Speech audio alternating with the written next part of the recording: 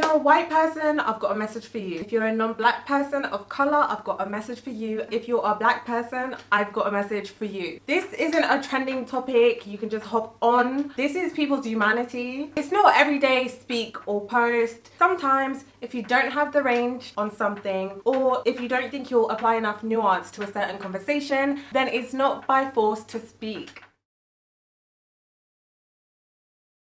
I would like to start by saying rest in peace to David McCarthy, Tony McDade, George Floyd, Breonna Taylor, Ahmaud Arbery, João Pedro, Justice for Belly, and anyone else who's had their lives taken away by police brutality or at the hands of white people acting with impunity. I implore you, if you're watching this video, to check in the description box. Please find a cause to champion. I'll leave resources in the description bar, and if you don't have the means to donate, please do check out some other ways that you can support the cause. And I also want to remind you, I am not the arbitrator of social justice and black people. This means that yes, you can watch this and agree or disagree. Black people aren't a monolith, so some people will agree with what I'm saying and some people won't. It's also important that you follow up with your own research. Black people kind of voicing all of this stuff to you, it kind of didn't mean that in the next 24 hours you have to divulge a century's worth of theory and somehow fast track your way into being an ally. And I know a lot of the Instagram posts I've read through are useful, but I think some people are kind of taking it as like, if I've read this, I've done my job. But if you're not reading or watching or listening beyond those, then the lack of self-awareness. I know not all of it is disingenuous, but a lot of it is disingenuous. Especially those of you expecting your black friends to debate with you and to do the emotional labor in teaching you. So I did a story on my Instagram providing some useful starting points, and this was for everyone. Some of the conversations I've had since have kind of shown me that evidently people didn't read and actually digest what was said before messaging me, or even before like posting stuff. Please read it, then reread it, then go do some wider reading, then come back to it, then go do some wider reading again. Some of you are inadvertently reproducing the very things that black people are speaking against. And there are two ways I could articulate it better. One of them, I'm gonna read from someone I know's posts. They say, is it everyday non-black opportunism turning anti-blackness to a self-indulgent our community roundtable? Why are you all so comfortable with using black suffering for public self-flagellation? Gruesome details of how much you hate or exploit or fetishize black people, masked as a necessary self-accountability exercise, isn't doing what you think it's doing. Solidarity is funds, money, bodies on the line, organizing for funds. Solidarity is not devoid calls for self-education with reading lists, Insta posts of your thoughts and feelings, etc. Talking to your racist family members about what they obviously don't care about. Making this about you and your desire to prove your moral upstanding. Reminding the Tiao of your privilege. We know. And another thing I read that encapsulates this well, really thinking about how even in rebellion, black folks remain, as Cecilia Cooper avers, the vectors by which others can accomplish themselves. How non-black folks' agendas, whether anarchy, socialism, or collective catharsis, remain parasitic on black suffering and death, even and especially in times like this. That's all it like packaged nicely for you. Essentially, so many non-black people have used this moment as an opportunity to absolve themselves of participation in anti-blackness or racism, or to say, hey, look at me doing the work. The amount of virtue signaling. A black man, George Floyd, may he rest in peace, was murdered, and we all saw his pain and his murder on camera. Many black people have been killed before that and since. Read The Room. The way it's veered away from black people to centering your own experiences of anti-blackness or racism within your communities. I saw a thread on Twitter of someone saying that they were speaking to one of their friends who's a bookseller, and they were saying it's quite disappointing that the most orders they have right now is people that have run to buy books about white privilege or white fragility. I'm not even going to unpack that, but it is useful to listen instead of centering yourselves. And I know it's well intended. Awareness is great, but Now what? We'll see the test of time, whether people still remain committed to this. It's a lifetime of hard work. I don't think that's sinking in. It's a lifetime of speaking up. It's a lifetime of listening, of learning, of unlearning, of condemning. And one of the major things I need people to understand is being an ally takes a lot of discernment and it takes keen intuition. So no matter how well-meaning you are and no matter how much you don't intend to cause harm, sometimes you may inadvertently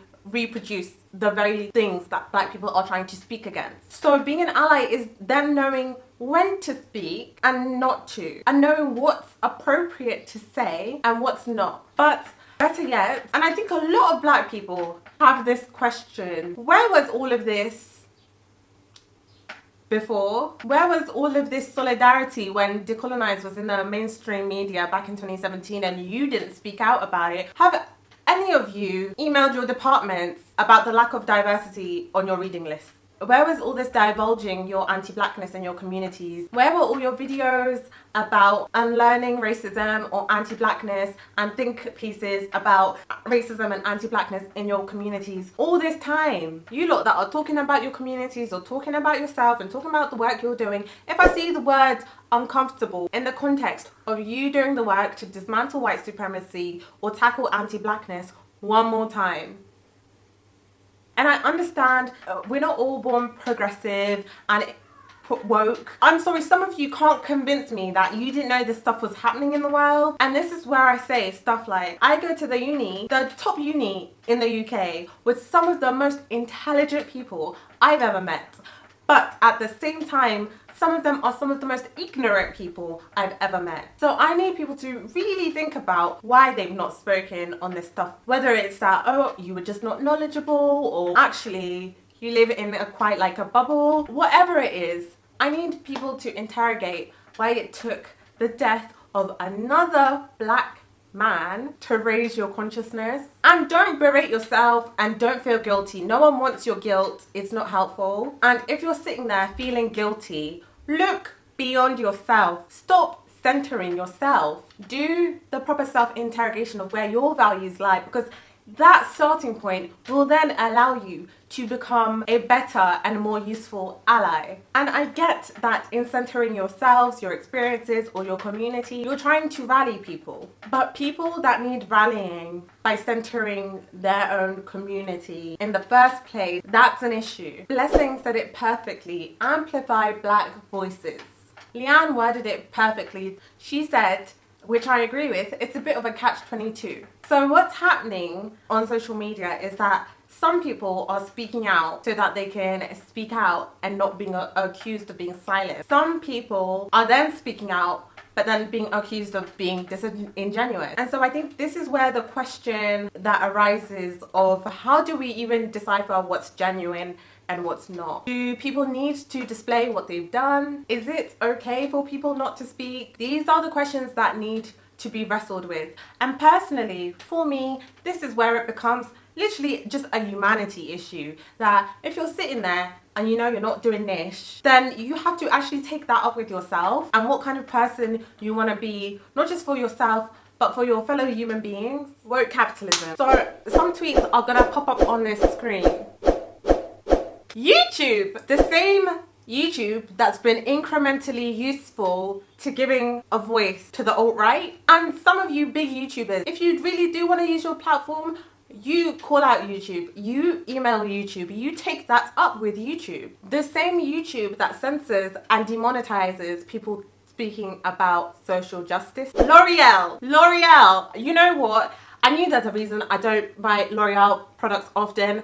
The foundation is trash. I'm never buying L'Oreal ever again. The same NFL that blacklisted Colin Kaepernick. How does that work? The National History Museum. If you've come out to speak without saying that you're going to return the loot or pay countries a fee for hosting their things all these years, don't speak. The Chinese Foreign Affairs Ministry, with the way Africans are being treated right now. PLT, Inner Style, all these brands are a joke. Blackout Tuesday. Today is Blackout Tuesday. I looked into my Instagram and I see black pictures everywhere. hashtagging Blackout Tuesday to show solidarity without doing anything else. Fair enough, I don't know if you've donated, but without imploring people to donate or doing anything else. I asked myself, what is it gonna do? I get for companies like Rihanna, for example, not buying and selling is probably like, will have like maybe a bigger impact. For the rest of us, when we go back to streaming tomorrow, then what? Some of you were so intent on showing your solidarity that you didn't even know by hashtagging Black Lives Matter, you are taking away attention from the cause. Go and donate. Sometimes it's not enough to just have a platform. We've seen this from influencers over the past few days. Sometimes what matters is how you use it. In the wider aspect, some of you companies, how do your Black employees feel about working? Can they even address microaggressions to you? Mental health charities that haven't spoken up about how this can be detrimental to Black people and Black students. Some of you universities, I know Oxford you tweeted, and I don't know why you did that, but where were you addressing your attainment gap? Or the fact that in Cambridge you can't have any formal channels to report racist incidents? Where was all this before? There are, on the flip side, I've seen Black brands getting it right. But then this goes back to what I was addressing in my previous video in reference to the influencers and influencer apologies. If you know how to apologize to someone, how does that complicate the apology? And so if brands know what they need to do to be seen in a good light in terms of this context, then what do we do with that? Because how can we decipher if it's genuine or not? And the question arises as to, is it to preserve their images? Knowing that Black people do indeed set the trends, they are popular culture, and they do have one of the strongest spending powers. It's a thing as to where time will tell and actions speak louder than words. And I was talking to one of my friends earlier who's on a society thing, and they were like, we're prepping a statement, we can't just not post. And so if some of you are posting just because you can't not speak, a lot of us just need to take time, let everything savor. Not everyone, because there are people genuinely doing good work, but in the people in a rush to post because they feel pressure to post, I understand the catch-22, but being disingenuous is really, really insulting. I also hope you realize that white supremacy is inextricably linked to capitalism and this is heteropatriarchy. You can't divorce it from the others. So if you're gonna start doing the work here, you're gonna have to do the work across the board. And so to be committed is to really want to do the work, and to do the work before kind of just speaking up and over. Social media is so instrumental, and it's amazing that we have this. But as individuals, we need to start thinking about the ways in which our platforms can be useful if you are going to engage with these topics. And we need to start thinking about how can we be critical with what we engage with, post and repost. This is a community as much as there are communities in real life. And so I hope you realize that activism is beyond a day. So let me now address my Black people then. If you're not for Black queer people, if you're not for Black trans people, if you're not for Black women and non-binary people, if you're not for Black people with disabilities, if your Black lives is limited to cis hetero Black men, you're not for Black Lives Matter, because all Black Lives Matter. Black Lives Matter was formed in 2013 in the response to the murder of Trayvon Martin by 3 queer Black women. So some of you genuinely doing up Dr. Umar will save us and Black capitalism will save us. Read the master's tools, don't dismantle that master's house, and engage with some feminist literature. Because some of you, the way you're disregarding feminist literature when it's literally about liberations from all apparatuses of oppression. And I know, you know, some of us just know things from our lived experience, but it is important to know this all from a wider, broader point of view. And this encompasses speaking to other people, reading, watching panels and talk. I know that people were using this in different ways, but when some of us noted that a lot of people's silence, for example, people that love Black music, that come to Carnival every year, that fly to Afro Nation, that their favorite rappers are Black, they talk in a Black influenced vernacular, they dress in an urban style. Some of you, a lot about you comes from Black culture. So when people were noting that the silence of these different people is interesting, it was more to say like, okay, than convincing people to speak. Of course, I know some people were convincing people to speak, but if people need convincing to speak on the culture